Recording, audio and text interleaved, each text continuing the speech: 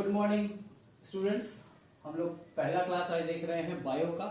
So first chapter we will learn about life process. What does it mean? कहता क्या है, life process है क्या? तो life process is the activity which is performed by any living things to maintain their life. Why to maintain life? Because we need energy to perform various types of work.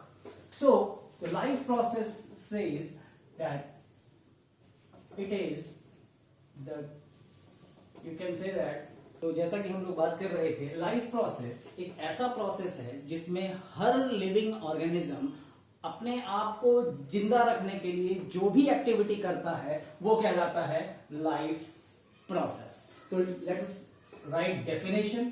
All living things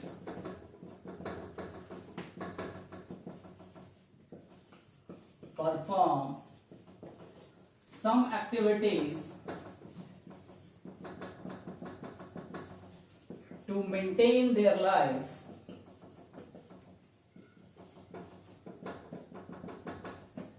is known as life process. So according to definition, all living things perform some activities to maintain their life is known as life process. तो life process की जब हम बात करते हैं तो हम लोग ऐसा क्या करते हैं जो अपने आप को जिंदा रख सकें? तो सबसे पहले मेरे दिमाग में तो आता है nutrition. Nutrition is a very important life process to maintain the life.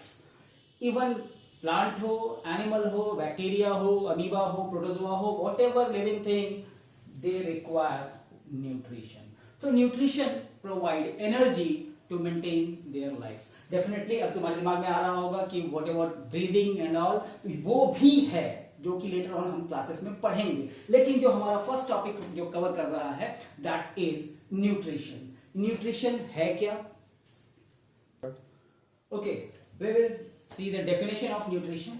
It is the process of providing or obtaining food necessary for health and growth. यानी किसी भी लाइफ को जिंदा रखने के लिए, रहने के लिए, बढ़ने के लिए और वेरियस एक्टिविटी को परफॉर्म करने के लिए जो एनर्जी की जरूरत पड़ेगी, और वो एनर्जी मिलेगा कहां से? तो फूड से। इसी को प्रोसेस को कहते हैं न्यूट्रिशन। तो अब हम न्यूट्रिशन की बात कर रहे थे, तो अब हम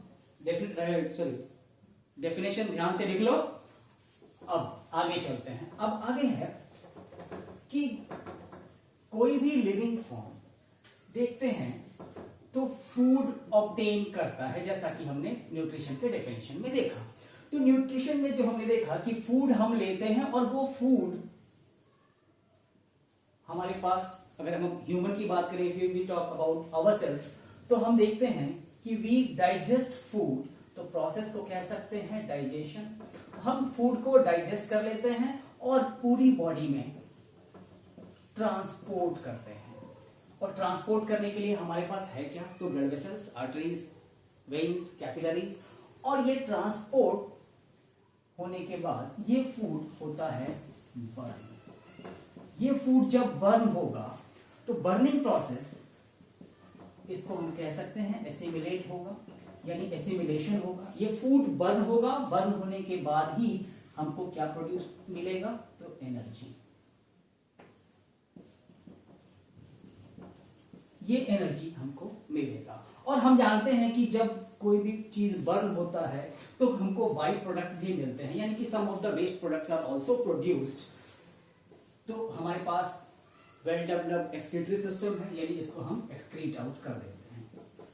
तो यानी कि हमने देखा कि फूड जो हमने लिया आइदर प्लांट और एनिमल सोर्स से, उसको हमने ट्रांसपोर्ट भी किया, जो कि इस चैप्टर में हमको पढ़ना है इस पूरे लाइफ प्रोसेस में। और हुआ कैसे ये? तो आफ्टर डाइजेशन, और बर्न हुआ, बर्न होने के बाद ही एनर्जी प्रोड्यूस हुआ, जो कि जिस प्रोसेस को हम कह सकते हैं respiration. This whole life process chapters covers these things, और हमको बस इतना ही पढ़ना है। और रेस्पिरेशन के बाद एक्सक्रीशन, ये प्रोसेस कंटिन्यू रहता है किसी भी लिविंग थिंग में, जिसके थ्रू वो न्यूट्रिशन लेता है और उसको यूटिलाइज करता है। चलिए, अब हम बात कर रहे थे, तो ये प्रोसेस तो सब में होगा, तो जब सब में होगा लेकिन फिर भी उसमें कई सारे टाइप्स हैं, तो न्यूट्रिशन के देखेंगे हम लोग टाइप्स। तो टाइप्स कौन कौन हो गए? तो सबसे पहला टाइप है, हम लोग आते हैं, that is called holozoic nutrition. Holozoic nutrition means what? Holo का मतलब हुआ whole. Whole in the sense, suppose we are taking an apple. So apple, इसका मतलब ये नहीं है कि पूरा एप्पल खाएंगे तभी holozoic nutrition. It means that the food which has certain amount of energy or nutrients in it. So जब whether you eat whole apple or just a slice of apple, it means that the food content or energy content in the apple lies in slice of the apple also. It doesn't mean the whole apple you have to eat, then we will say holozoic nutrition. अब ये holozoic nutrition क्या, इसलिए इसी के लिए यहाँ से ये नाम डिराइव हुआ है holozoic nutrition. इस न्यूट्रिशन में ये न्यूट्रिशन जिन जिन ऑर्गेनिज्म में होगा वो ऑर्गेनिज्म में वेल डेवलप्ड डाइजेस्टिव सिस्टम होगा.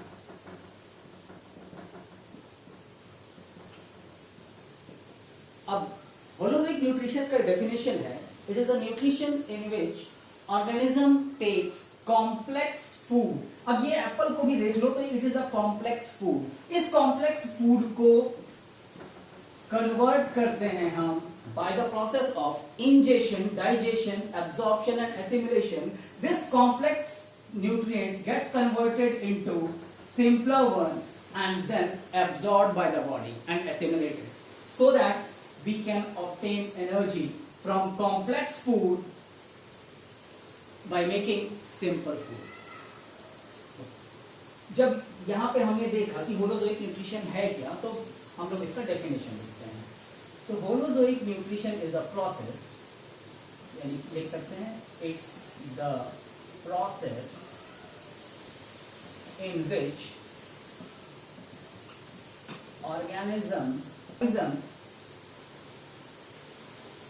so it is a process in which organism takes complex organic substance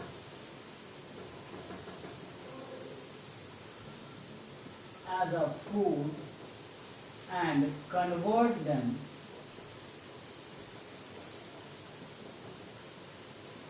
into simpler substances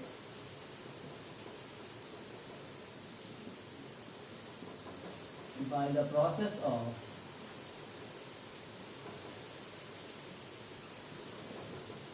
ingestion, digestion and absorption.